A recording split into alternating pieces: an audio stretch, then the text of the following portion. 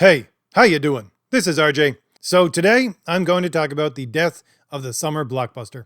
I honestly think that if you want to look at all of the big earmarks around why storytelling has failed over the last number of years, all you have to do is look at the death of the summer blockbuster. Because the summer blockbuster is meant to be pure entertainment, is meant to be come spend your money because you just want to have fun. It's summer, things are more relaxed, you feel good, you're out in the sunshine, you want to continue that good feeling, you go and see a summer blockbuster. And the summer blockbuster is supposed to appeal to everyone. We no longer have that. Now, before we get too far into it, just to let you know, there is a link in the description and the pinned comment for my new books that are coming out called Fade to Blue. It is basically, as I describe it, Indiana Jones in a film noir style. You're looking at some of the beautiful art from those books in the background. And if you click on that link, you'll go to the sign up page where you can view the trailer, some additional art, and you can leave your email if you want in order to be informed when the project goes live. But back to our topic.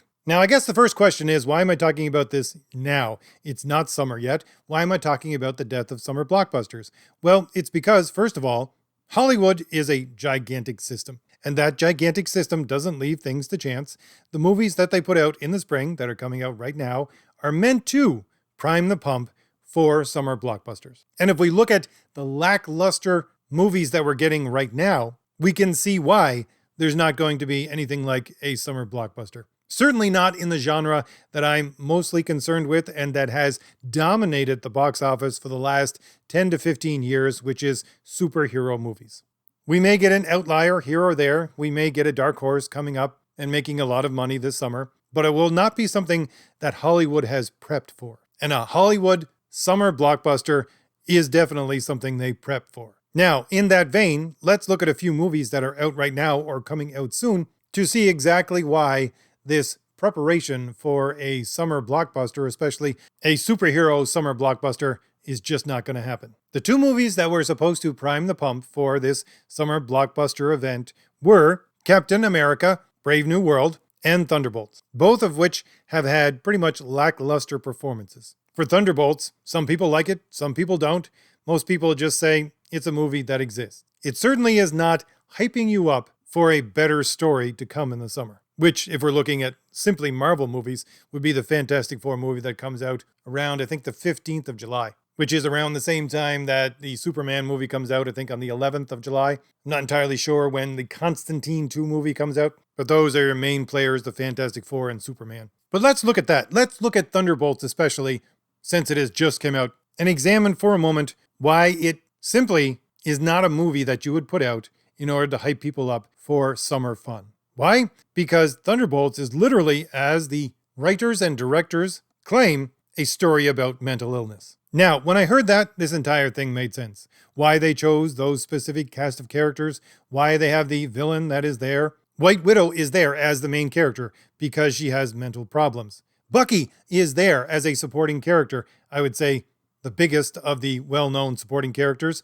He was just having therapy sessions with the Falcon. And if you look at the main bad guy for the entire movie, which is the Sentry, he is the poster child for mental illness in Marvel. I think he came before all of the rest of the stuff that we're looking at right now. They had to make him into a mentally ill character because they made him too OP. But still, that's what the entire story fundamentally falls back on. A story of mental illness. And the thing is that some people do like that. They think it's good storytelling. Some people do like that. But that is not a formula for priming the pump for a summer blockbuster. So let's contrast that for a second with the idea of the summer blockbuster, as I talked about earlier, which is, let's have fun. Turn off your mind to some extent and let it be entertained by this almost familiar pattern of storytelling. That is, I would say, at the heart of what a summer blockbuster is, and that is why you're never going to see a summer blockbuster again under the current system of entertainment that we have. One of the things I constantly get asked on my live streams, which I do every Wednesday, is do you think that the X system of entertainment, whether it be comics or movies or television, can be revived? And my answer is no. It must fail. It won't be revived because the entire basis of this kind of storytelling we see right now can be summed up in one word, and that is representation. Now, you may see representation as a good thing or a bad thing, but the point is that it only represents certain individuals. And as such, it's not going to pull in the numbers for the people that you need for a summer blockbuster. Now, they believe it will, so let's look at that for a minute and ask the question once again, why? Also, let's keep on the theme, since we're talking about superheroes, and I have a lot of information about superheroes and superhero writers, and we're looking at the superheroes right now in the movies that have been produced really within the last 10 to 15 years, which is what I've covered in depth on this channel. So let's go back to 2009, when Marvel Comics was in dire straits. They decided they're going to switch the entire way that they make comics and how they tell stories. So what did they do? They went and hired someone who had political connections and connections to Hollywood, said, we're going to fast track you, even though you have no experience. We're going to fast track you through the Marvel system so that you can begin to control and change how our stories are made and what the subject matter is going to be. That's what they did. And the basis of that entire revamping of storytelling was your quote-unquote progressive representation. And this is not me coming up with wild accusations. It's straight from the horse's mouth of the people who ran Marvel at the time. Now, if we take that basis of understanding and we look at some of the interviews with writers, especially for Marvel Comics, over the last number of years on my channel, which, by the way, they literally go over and over again how that job as a writer for Marvel Comics is supposed to put you on the pipeline so that you can begin to enter into the Hollywood system, start with television, go on to movies. This is their game plan. And I've covered a number of things like meetings from the Writers Guild of America, where they interview some of these people who have done just that. So it definitely has connections to the movies and the movie stories, the superhero movie stories that you see on your screen. But if you took any of those interviews, especially of writers that were hired since 2009, and you wanted to play progressive bingo, I can tell you right now, 5 or 6 things which would always be hit in one of these interviews with a writer. Number 1, I was hired because of representation. Number 2, representation is a good thing. Number 3, here are my identity markers as to why I need to be represented. Number 4, they include covertly and overtly mental illness. Number 5, yes, I am seeing a shrink, and oh, by the way, I also hate my parents. I can pick any number of interviews that I've covered on this channel, and they would all be in there. Now let's pull on that string in a different direction just for a moment. I did cover one very specific interview that Marika Tamaki, a writer for Batman and She-Hulk, she's the one who created the stories, which were the basis of the awful She-Hulk television show that you saw a couple of years ago. She was doing an interview with, I think it was the New York Times. It was a rather large publication. Anyways, she talks as a writer, one of these writers that have been hired since 2009, and she describes her way of looking at the world. And it was that human beings are not made up of anything. All we are mimics, sort of monkeys that just imitate what we see around us. Nothing actually original comes from us. We just see other people doing something. We take that thing that they do, we put it in our memory palace. She calls it a museum. We put it in the back. And every once in a while, we go back into the storage room of that museum, take one of these memories out from the dust balls, and put it on display. And that's how people act. Nothing original at all. Okay, so keep all of that in mind, and let's look at the formula for a summer blockbuster. Or, to put it another way, how the formula can be misused. Because a lot of people are looking at movies over the last couple of years, certainly, and saying, it's too formulaic. It's written by committee. It's disjointed. And it's not a good story. It's not a good piece of entertainment. Why? Well, all of those things play into each other. And it's because there's a difference between following a formula and being formulaic. A summer blockbuster is meant to appeal to as many people as possible. And it does so by following specific formulas, which have to change over time because people get bored of one formula for too long. But that formula is based upon understanding of what people want, what they respond to, and how to tap into something primal, something fundamental in the human psyche, which connects to, it's summertime, I feel good, I want to be entertained. I can allow myself the privilege of turning off my brain and following this formula because I know it's going to be entertaining. I know it's going to contribute to that good feeling of summer. But here's the thing with these people, these writers who want to be represented and who all think, or I should say know, that they have mental illnesses that need to be treated and why it results in something like the Thunderbolts. If you feel like the movies that you're watching are disjointed, it's because they don't have a unified mind behind them. Because the people who produce them don't believe in any kind of unified human mind. They don't believe in principles. They don't believe in standards, they don't believe in norms, and they certainly don't believe in things like a human nature that ties us all together and can be accessed by one point, which is what your summer blockbuster tries to do. They would believe instead something like Marika Tamaki, wherein they think human beings are just made up of random happenstance. There's no glue that holds them together at all. This is also why you get the other criticism of, it looks like this thing was written by a committee. Again, you don't need a unified voice. You can write things by committee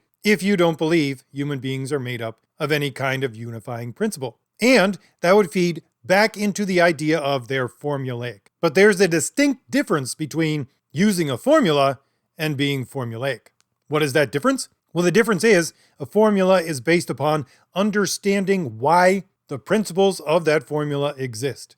Being formulaic is, I know that somebody followed a formula, I'm just going to try and repeat it. I don't understand the principles behind it. I probably don't even think that principles exist. Therefore, I'm just going to represent. I'm going to copy what someone else has made. And that's the difference. Following a formula is you're presenting something new according to specific earmarks that engage people in entertainment. Being formulaic is repeating a pattern over and over again without understanding really what that pattern is and how it works. Now let's go back to that interview with Marika Tamaki just for a second. When I listened to that, I understood exactly why such people, especially these writers, believe that every experience has equal footing. Now, what do I mean by that? Well, they seem to believe, certainly by what they say, that experiencing something as they watch it on television is just as equally valid as experiencing something in your own life. Now, to me, that's a bizarre concept, and I'm sure a number of you might think that's a bizarre concept as well, but why in the world would someone think that? Why? Because the only movement that these people are concerned with is internal subjective movement, which is another way of saying all they're concerned with is how this thing made them feel. It doesn't matter where it came from. It could come from your television screen or from someone talking to you in real life. All that matters for people like these writers is how did it make me feel? This, by the way, feeds into one of the Writers Guild of America Zoom calls that I covered, where they talked about continuity as being a flowing river of emotion. As long as that emotion connects in a flowing way, that's how you define what continuity is. But most of us would say, no, feeling has nothing to do with continuity.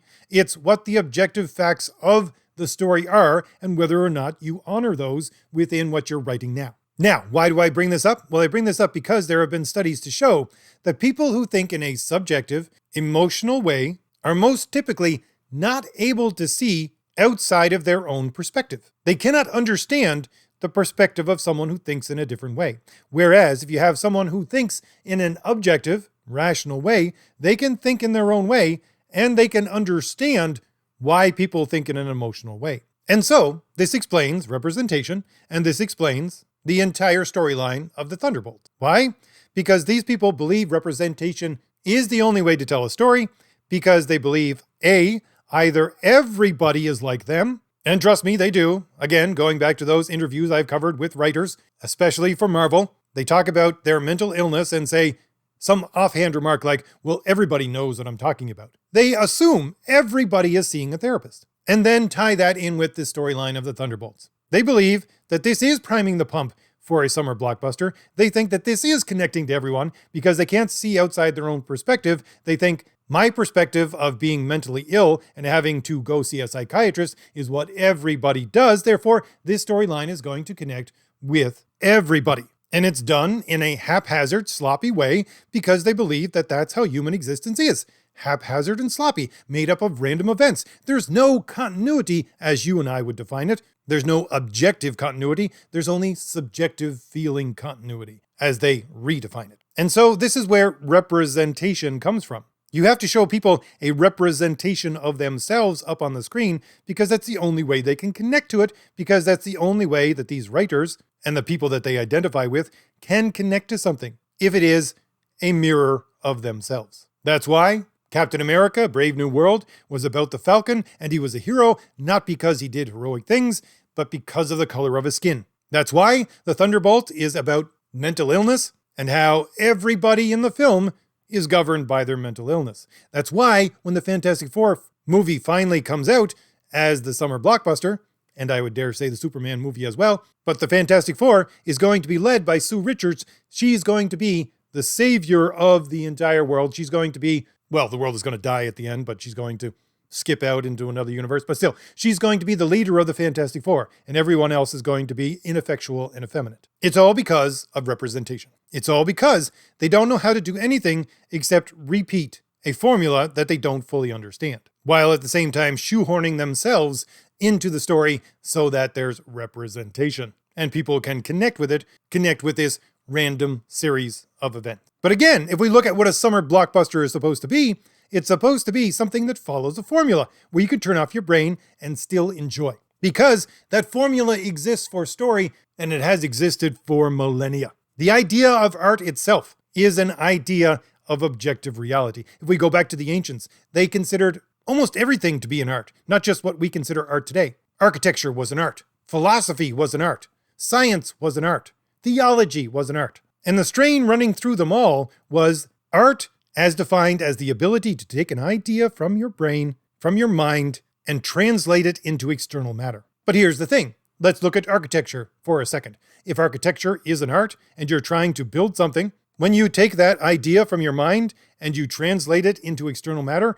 you first must consider the objective facts of reality. Because if you don't, your building is not going to stand. If you don't take into account gravity when you're building your building, it's not going to stand. And you won't be able to translate it into external matter, and therefore you're not producing anything artful. And so it is with a story, especially a summer blockbuster. You must take into consideration the formula of human existence, of how people interact objectively with reality, and how they can feel so good in the summer to turn off their minds and simply be carried away by a piece of entertainment. And the inability to even understand that perspective, which most writers have today, is the reason you're never going to see a true summer blockbuster until we see a collapse of the entertainment systems that are around us today. Until those writers go back to, this is how you follow the formula of creating a good story. This is how you produce art. This is how you translate the idea into something that's going to stand up when you put it into external matter. This is how you connect to an audience, and this is how you make people feel good in a time where they want to do little else besides feel good. So, if I've given you anything new to think about, hit like, hit the shield in the lower right-hand corner of your screen to subscribe, and leave me a comment. Tell me what you think about all this, and don't forget that link is in the description and the pinned comment for the sign-up page for my new book, Fade to Blue. If you leave your email address, I will inform you when the project goes live, and you can go over there and look at the trailer, some extra art for it as well, and harken back to some good, solid entertainment. All right, I'll leave it there. I'll see you later. Bye.